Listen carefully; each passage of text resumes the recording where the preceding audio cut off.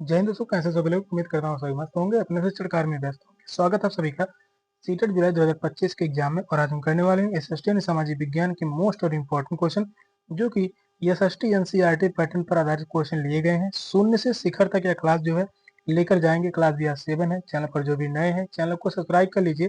Class जो है बहुत ही महत्वपूर्ण है, क्योंकि एनसीईआरटी का निचोड़ है, पीवाईक्यू है, पेडागोजी, इन सभी टॉपिक से क्वेश्चन लिए गए हैं। चलिए क्लास को स्टार्ट करते हैं। और पहला क्वेश्चन है, चोल साम्राज्य में सभा का सदस्य बनने के लिए निम्नलिखित में से कौन सी एक शर्त नहीं थी। पूछा है वह कौन सा शर्त था जो नहीं था चोल साम्राज्य में सभा का सदस्य बनने के लिए। पहला ऑप्शन कह रहा है उनकी उम्र 25 से 70 वर्ष के बीच होनी चाहिए, उनके पास अपना घर होना चाहिए, उन्हें वेदों का ज्ञान होना चाहिए, उन्हें भूमि का स्वामी होना चाहिए जहां से भू राजस्व वसूला जाता है। कौन सा ऑप्शन करेक्ट होगा।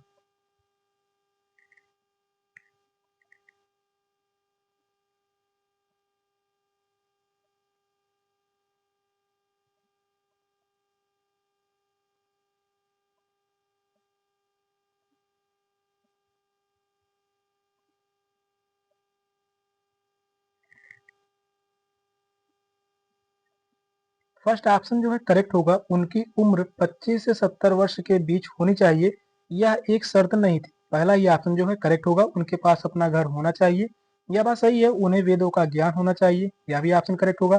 उन्हें भूमि का स्वामी होना चाहिए जहां से भू राजस्व वसूला जाता है, यह भी जो है ऑप्शन करेक्ट है। पहला ये ऑप्शन गलत था, इस कारण जो है फर्स्ट ये ऑप्शन करेक्ट है। नेक्स्ट क्वेश्चन है,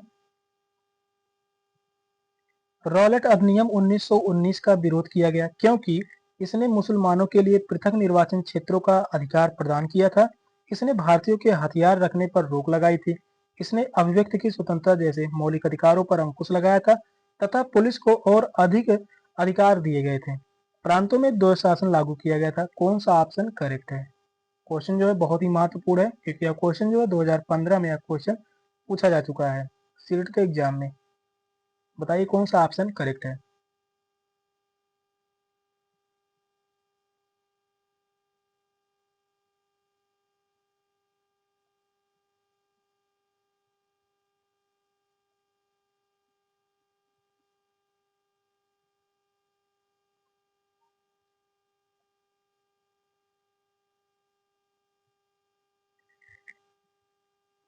रॉलेट अधिनियम 1919 का विरोध क्यों किया गया था। इसने अभिव्यक्ति की स्वतंत्रता जैसे मौलिक अधिकारों पर अंकुश लगाया तथा पुलिस को और अधिक अधिकार दिए गए थे। थर्ड ऑप्शन जो है करेक्ट है। रॉलेट एक्ट अधिनियम कब आया था। तो यह आया था 1919 में। इसका उद्देश्य क्या था। इसका उद्देश्य था क्रांतिकारी गतिविधियों को दबाना। उद्देश्य क्या था। क्रांतिकारी गतिविधियों को दबाना। इसका उद्देश्य जो था क्रांतिकारी गतिविधियों को दबाना। इसे जो है काला कानून कहा गया। और क्या कहा गया था। रॉलेट एक्ट अधिनियम को काला कानून कहा गया। काला कानून इसे जो है कहा गया। और शक के बिना पर गिरफ्तारी का अधिकार था। रॉलेट एक्ट में शक के बिना पर गिरफ्तारी का अधिकार था। थर्ड ऑप्शन जो है करेक्ट है। नेक्स्ट क्वेश्चन है, चाणक्य के अनेक विचार एक पुस्तक में लिखे गए जिसे जाना जाता है अथर्ववेद के नाम से, यजुर्वेद के नाम से, धर्मशास्त्र के नाम से या अर्थशास्त्र के नाम से। कौन सा ऑप्शन जो है करेक्ट है।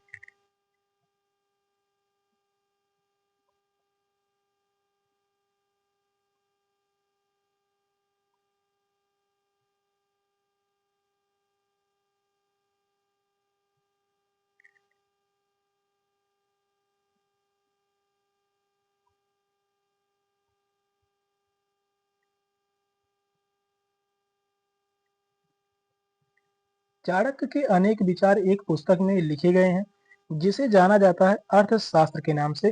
फोर्थ ऑप्शन जो है करेक्ट है, अर्थशास्त्र। पूछा जाता है चाणक्य की पुस्तक का क्या नाम है, तो अर्थशास्त्र। चाणक्य का अर्थशास्त्र राज्य के कार्य तथा प्रशासन पर एक बहुत ही प्रसिद्ध और लोकप्रिय पुस्तक है। फोर्थ ऑप्शन जो है करेक्ट है, अर्थशास्त्र। नेक्स्ट क्वेश्चन है, गर्भगृह कुछ प्रारंभिक हिंदू मंदिरों का सबसे महत्वपूर्ण भाग था। मंदिरों में वह स्थान जहां लोग एकत्रित हो सकते हैं, गुफाएं जिन्हें मूर्तियां तथा भित्ति चित्रों द्वारा पूरी तरह सजाया जाता था, वह स्थान जहां मुख्य देवी देवता की मूर्ति को रखा जाता था। वह स्थान जहां धार्मिक अनुष्ठान नहीं किए जाते थे। कौन सा ऑप्शन करेक्ट है?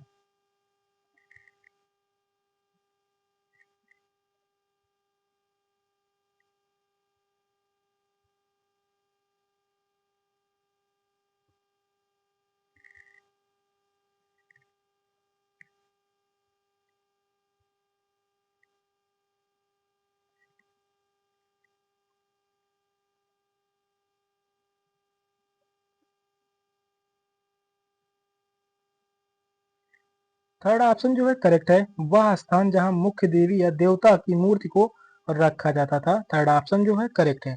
गर्भगृह कुछ प्राचीन हिंदू मंदिरों में से सबसे महत्वपूर्ण भाग होता है। यह वह जगह होती है जहां मुख्य देवता की छवि को स्थापित किया जाता है और यहाँ पुजारी धार्मिक अनुष्ठान किया करते हैं और भक्त देवता की पूजा करते हैं। थर्ड ऑप्शन जो है करेक्ट है। नेक्स्ट क्वेश्चन है, निम्नलिखित घास भूमियों में से कौन सी अमेरिका मूल निवासियों का निवास स्थल है? स्टेपी, पंपास, वेल्स या प्रेरीज? कौन सा ऑप्शन करेक्ट है?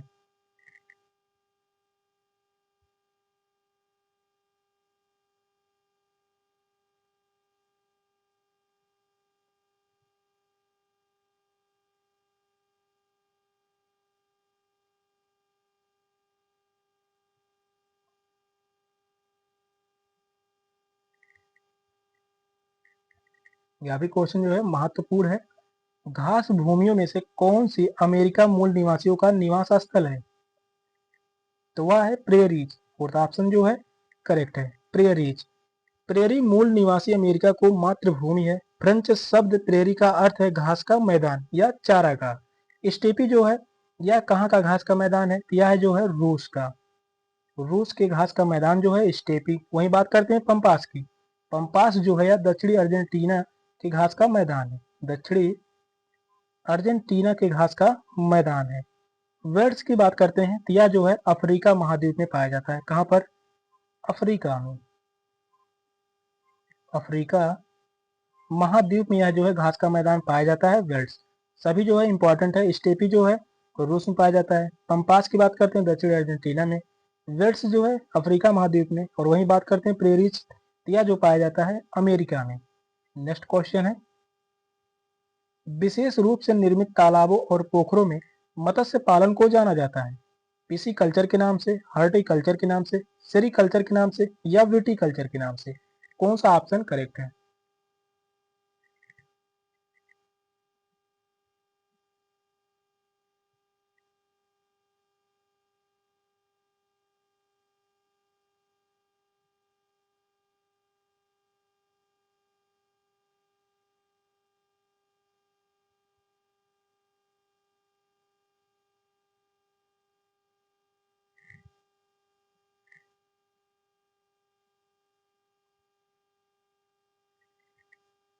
क्वेश्चन कह रहा है विशेष रूप से निर्मित तालाबों और पोखरों में मत्स्य पालन को जाना जाता है किस नाम से?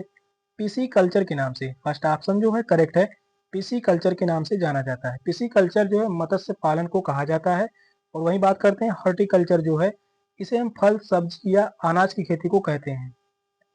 फल सब्जी, फल सब्जी या अनाज की खेती को कहते हैं। हॉर्टिकल्चर जो है फल सब्जी या अनाज की खेती को हॉर्टिकल्चर कहते हैं। सेरीकल्चर जो है रेशम उत्पाद, रेशम उत्पाद, रेशम उत्पादन को हर्टी सेरीकल्चर करते हैं। सॉरी, रेशम उत्पादन को सेरीकल्चर करते हैं। और वहीं बात करते हैं विटीकल्चर जो है अंगूर की खेती को कहते हैं। यह सभी जो है इंपॉर्टेंट है। अंगूर की खेती को क्या कहते हैं? तो विटीकल्चर। सेरीकल्चर जो कहते हैं रेशम उत्पादन को, हॉर्टिकल्चर फल सब्जी या अनाज की खेती को, पिसीकल्चर जो है मत्स्य पालन को। सभी इंपॉर्टेंट है, पूछे जाने की पूरी संभावना है। नेक्स्ट क्वेश्चन है,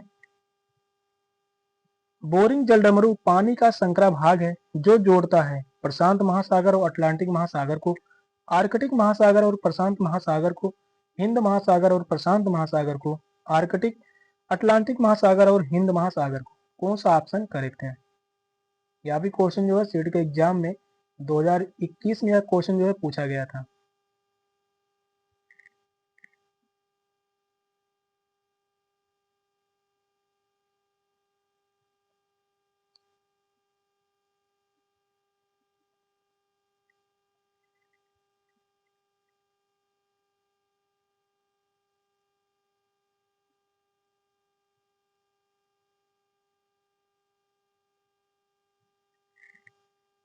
बोरिंग जल डमरू पानी का संकरा भाग जो जोड़ता है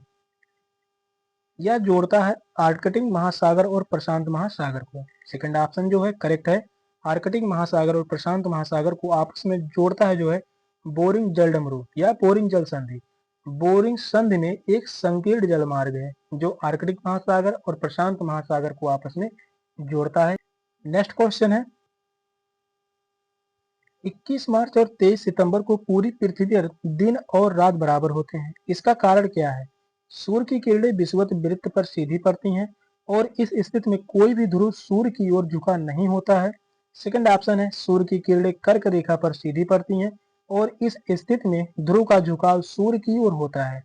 थर्ड ऑप्शन कह रहा है सूर्य की किरणें विषुवत वृत्त पर सीधी पड़ती हैं और इस स्थिति में एक ध्रुव का झुकाव सूर्य की ओर होता है।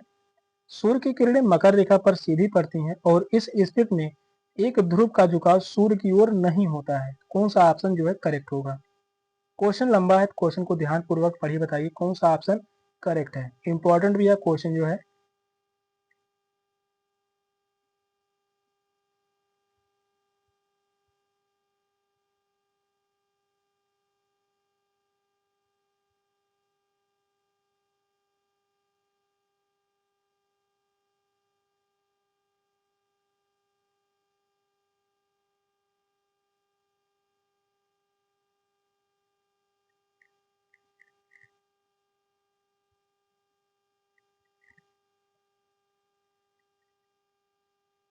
क्वेश्चन कह रहा है 21 मार्च और 23 सितंबर को पूरी पृथ्वी पर दिन और रात बराबर होते हैं, इसका कारण क्या है? सूर्य की किरणें विषुवत वृत्त पर सीधी पड़ती हैं और इस स्थिति में कोई भी ध्रुव सूर्य की ओर झुका नहीं होता है। फर्स्ट ऑप्शन जो है करेक्ट है।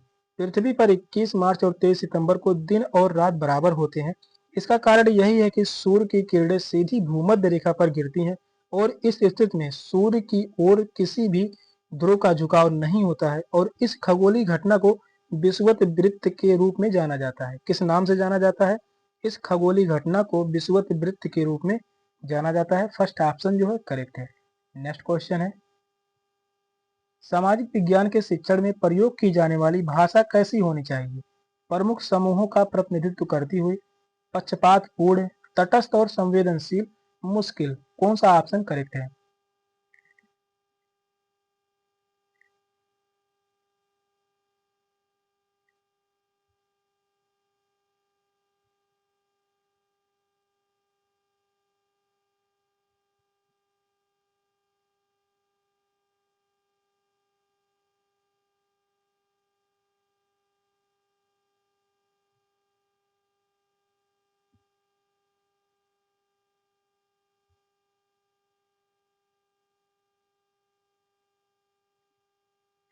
सामाजिक विज्ञान के शिक्षण में प्रयोग की जाने वाली भाषा कैसी होनी चाहिए?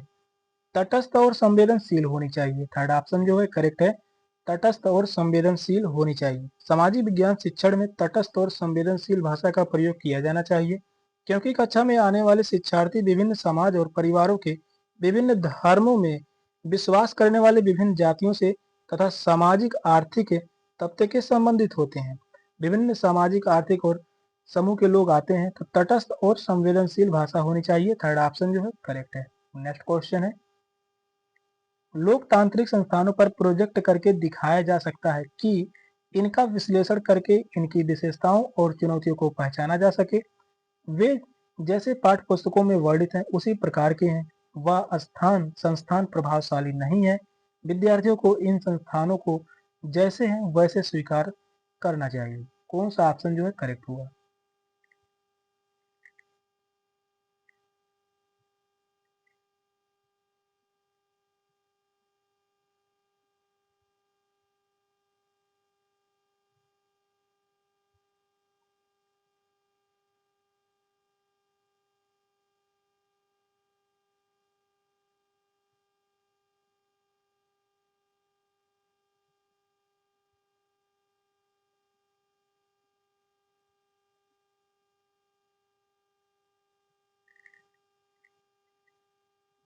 लोकतांत्रिक संस्थानों पर प्रोजेक्ट करके दिखाया जा सकता है कि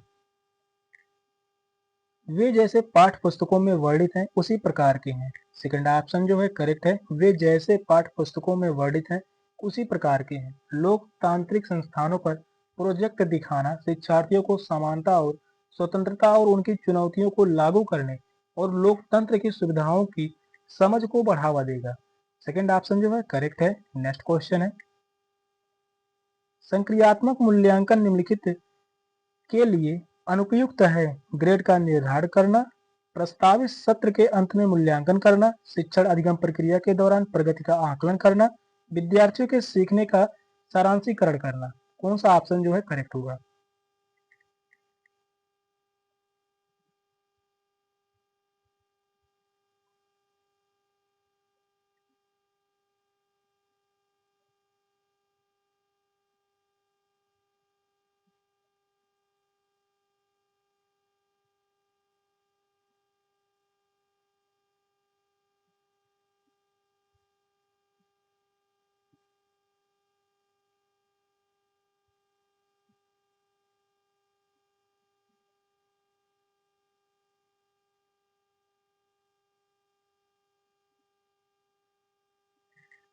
संक्रियात्मक मूल्यांकन निम्नलिखित के लिए अनुपयुक्त है। क्या उपयुक्त है? शिक्षण अधिगम प्रक्रिया के दौरान प्रगति का आकलन। थर्ड ऑप्शन जो है करेक्ट है, शिक्षण अधिगम प्रक्रिया के दौरान प्रगति का आकलन। संक्रियात्मक मूल्यांकन छात्र के अंतिम परिणाम को तय करने के लिए एक अंतिम आकलन होता है। और रचनात्मक मूल्यांकन की बात करते हैं, यहाँ भी क्वेश्चन पूछा जाता है। रचनात्मक मूल्यांकन शिक्षण जो होता है अधिगम की प्रक्रिया की निगरानी और विद्यार्थियों की पढ़ाई में सुधार के लिए किया जाता है। थर्ड ऑप्शन जो है यहाँ पर करेक्ट होगा। नेक्स्ट क्वेश्चन है, वृत्त आरेख किसके लिए उपयोगी है? ऐतिहासिक अवधि की विशेषताओं को दर्शाना, विभिन्न मात्राओं की तुलना करना, समग्र के संबंध में किसी एक मूल्य को प्रदर्शित करना, एक प्रतिरूप को प्रदर्शित करना। कौन सा ऑप्शन जो है करेक्ट है?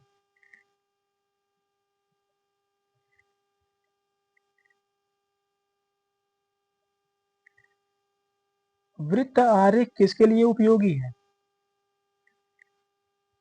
यह उपयोगी है समग्र के संबंध में किसी एक मूल्य को प्रदर्शित करना। थर्ड ऑप्शन जो है करेक्ट है। वृत्त आरेख एक विशेष मूल्य के संपूर्ण मूल्य के साथ संबंध को दर्शाता है। उदाहरण के लिए भारत की कुल आबादी में अल्पसंख्यकों का प्रतिशत दिखाना। यह जो होगा एक उदाहरण होगा कि भारत की कुल आबादी में अल्पसंख्यकों का प्रतिशत दिखाना। थर्ड ऑप्शन जो है करेक्ट है, समग्र के संबंध में किसी एक मूल्य को प्रदर्शित करना। नेक्स्ट क्वेश्चन, कक्षा 6 की इतिहास की पाठ्य पुस्तक के प्रत्येक पाठ की शुरुआत एक युवा लड़की या लड़के के द्वारा की गई। आपके विचार में पाठ्य पुस्तक निर्माता द्वारा यही रणनीति क्यों अपनाई गई है? दिखाना कि लड़के एवं लड़कियां इतिहास का अध्ययन कर सकते हैं, पाठ की विषय वस्तु का मूल्यांकन करना, विद्यार्थियों में पूछताछ तथा खोज की भावना को विकसित करना, या बताना कि प्रस्तावना कैसे दी जा सकती है। कौन सा ऑप्शन करेक्ट है?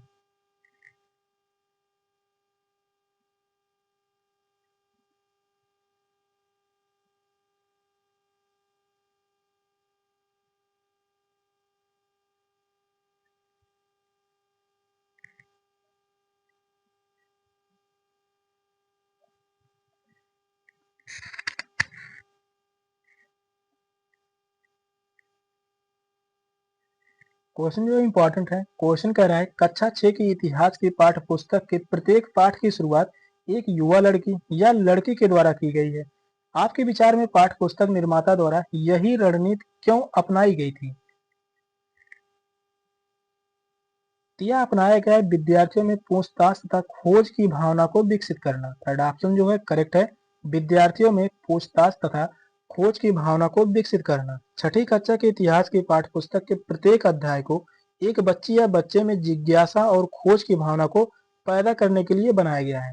और जिज्ञासा की भावना अधिगम के लिए महत्वपूर्ण होती है। जिज्ञासा की भावना अधिगम के लिए बहुत ही महत्वपूर्ण होती है। थर्ड ऑप्शन जो है करेक्ट है।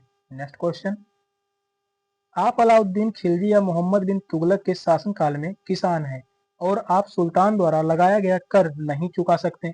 आप क्या करेंगे? उपर्युक्त प्रश्न में किसको बढ़ावा दिया जा रहा है? इतिहास के संदर्भ में कल्पना करना, स्रोत का महत्व जानना, संस्कृत का सम्मान करना, साहित्य का महत्व। कौन सा ऑप्शन करेक्ट है?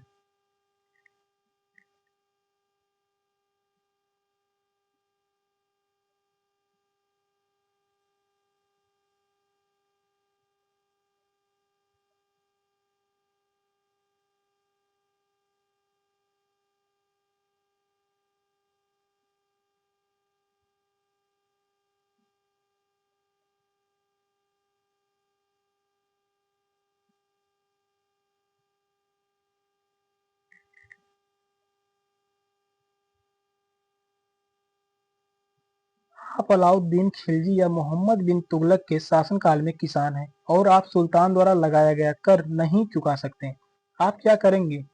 प्रश्न में किसको बढ़ावा दिया जा रहा है? क्या बढ़ावा दे रहा है? इतिहास के संदर्भ में कल्पना करना। फर्स्ट ऑप्शन जो है करेक्ट है, इतिहास के संदर्भ में कल्पना। इतिहास पढ़ाने का सबसे अच्छा तरीका ऐतिहासिक कल्पना में छात्रों को शामिल करना, जिससे वे उस अवधि के व्यवहार को अच्छी तरह समझ सकें। फर्स्ट ऑप्शन जो है करेक्ट है। नेक्स्ट क्वेश्चन है, उच्च प्राथमिक स्तर पर भूगोल और अर्थशास्त्र एक साथ निम्नलिखित में से सहायक हो सकते हैं? पर्यावरण संसाधन एवं विकास के मुद्दों के प्रति दृष्टिकोण विकसित करना, बहुलवाद को समझाना, पर्यावरण एवं संस्थानों के बारे में ज्ञान को विकसित करना, संसाधनों के इष्टतम नियतन को समझाना। कौन सा ऑप्शन जो है करेक्ट है? शिक्षण से संबंधित क्वेश्चन जो है बहुत ही महत्वपूर्ण है।